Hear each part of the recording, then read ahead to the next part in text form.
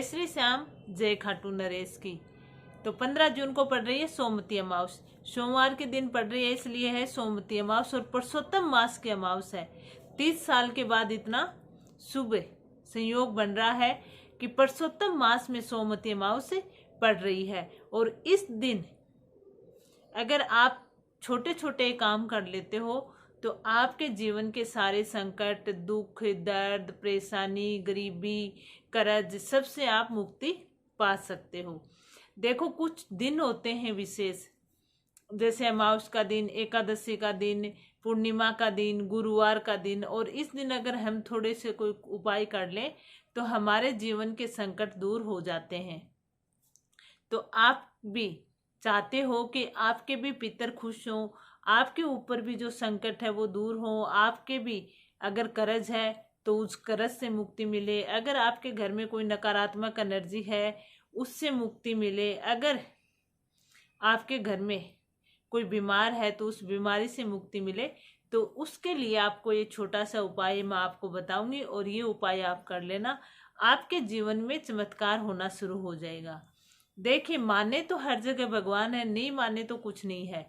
अगर आप विश्वास करते हो कि हाँ बाबा मेरा काम करेंगे तो आपका काम होगा। अगर नहीं करते हो, विश्वास नहीं करते हो, तो फिर वो काम करने का भी कोई फायदा नहीं होता है।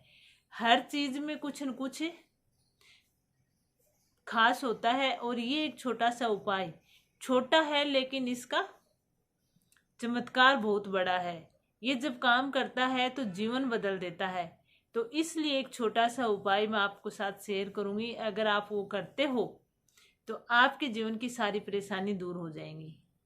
सबसे पहले तो आपको क्या करना है कि अपने मन को साफ रखना है, संतुष्ट रखना है। ऐसे नहीं कि किसी से झगड़ा करें, किसी से कुछ कहें। देखो, अमावस्या का दिन है और अमावस्या पितरों के लिए समर्पित होती है।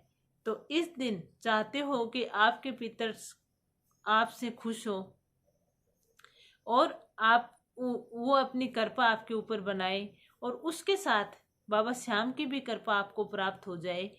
तो इससे बड़ा चमत्कार और क्या चाहिए। इस दिन आप भगवान विष्णु, माता लक्ष्मी और भोलेनाथ की भी पूजा अर्चना आप कर सकते हो, क्योंकि ये दिन सभी को समर्पित होता है और हर भगवान आप पर अपनी कृपा करे, उसके लिए आपको एक छोटा सा उपाय करना है।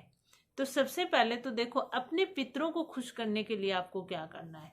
सबसे पहले तो आपको इस दिन पीपल के पेड़ में पानी देना है और उसमें थोड़े से काले तिल और मीठा जरूर आप मिलाएं और पीपल के पेड़ में पानी दें और वहां पे एक सरसों के तेल का दीपक आप जरूर जलाएं। अब जो मैं आपको फायदे के लिए बता रही हूँ, जिससे कि आपके सारे संकट दूर होंगे, वो आपको कैसे क्या करने हैं वो ध्यान से सुनना और फिर उसको करना। इसको आप पूर्णिमा के दिन और अमावस्या के दिन दोनों दिन आप कर सकते हो।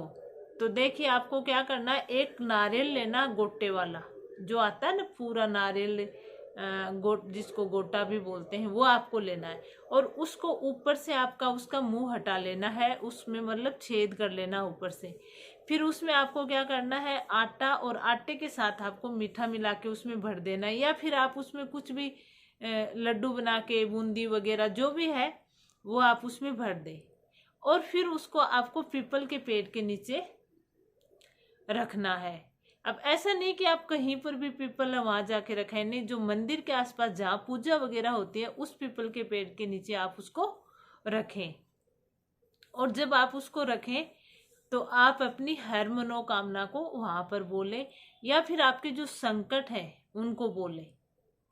फिर क्या है कि जो आप रख के आओगे और उस नारियल के अपने परिवार के पूरे घर के आप हाथ लगवा दें, जिससे क्या है कि घर में जो भी संकट है वो उसके साथ बाहर चला जाएगा।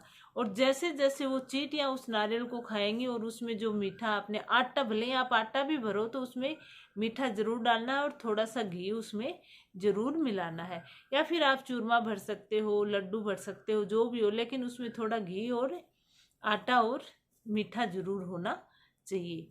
अब वो आप वहां पे पीपल के पेड़ के नीचे रख के आओगे तो उसको क्या है कि चींटियां खाएंगी। अब जैसे जैसे चींटियां उस चीज को ग्रहण करेंगी तो आपके संकट दूर होते चले जाएंगे।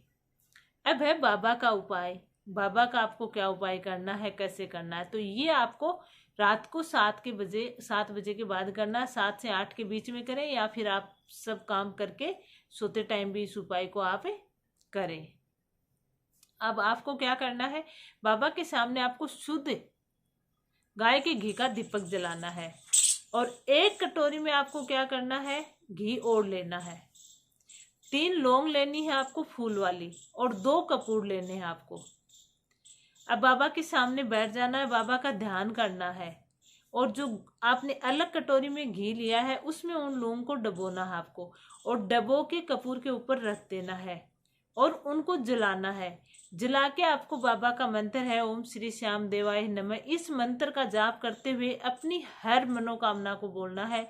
जो आपकी मनोकामना है या फिर आपके जीवन में संकट है तो उन संकटों के बारे में बाबा को बोलो और कहो कि हे बाबा, इस दुआ से मेरे जीवन के जो भी संकट है, जो भी कर्ज है, जो भी दुख है, जो भी आपकी परेशानी है, वो सब आप नष्ट कर देना और उस धुआं को अपने पूरे घर में दिखा देना और उस राख को फिर रात भर वहीं पड़ी रहने देना। अब दूसरे दिन आपको क्या करना है, स्नान पानी करके उस राख को अपने घर के जो गमला वगैरह है उसमें डाल दो या फिर बाहर प्लांट है उसकी जड़ में आप उसको डाल दो। एक बात का ध्यान रखें कि जब शाम को ये उपाय आप करो तो आपका मन शुद्ध होना चाहिए, आपको तामसिक चीजों का सेवन नहीं करना है और स्नान करके आपको बैठना है, शुद्ध होके बैठना है आपको। और हो सके तो एक पीले रंग का कपड़ा आप जरूर लें क्योंकि पीला रंग बाबा को बहुत पसंद है। तो ये आप सोमवती अमावस के दिन कर लेना, आपके जीवन के 100 साल पुराने संकट दूर होंगे, आपके जीवन के 100 साल पुराना कर्ज उतरेगा, हर परेशानी से आपको समाधान मिलेगा। सच्चे मन से, भाव से, श्रद्धा से करना। अगर आपका विश्वास नहीं है बाबा के प्रति तो आप मत करना। अगर है कि हाँ बाबा मेरा काम करेंगे तो उनका काम बनता है, बाबा करते हैं। कई लोग क्या है कि एक बार कोई चीज करके छोड़ देते हैं कि नहीं, फिर कहते हैं कि बाबा ने नहीं किया। बाबा करते हैं लेकिन उसके लिए हमें विश्वास होना चाहिए और अटूट विश्वास होना चाहिए कि आज नहीं तो कल मेरा काम होगा ही होगा। तो ये था आज का वीडियो, कैसे लगा कमेंट करके जरूर बताना और कमेंट में जय श्री श्याम लिखकर एक जयकारा बाबा का जरूर लगा देना और चैनल को सब्सक्राइब कर लेना। जय श्री श्याम, जय खाटू नरेश की।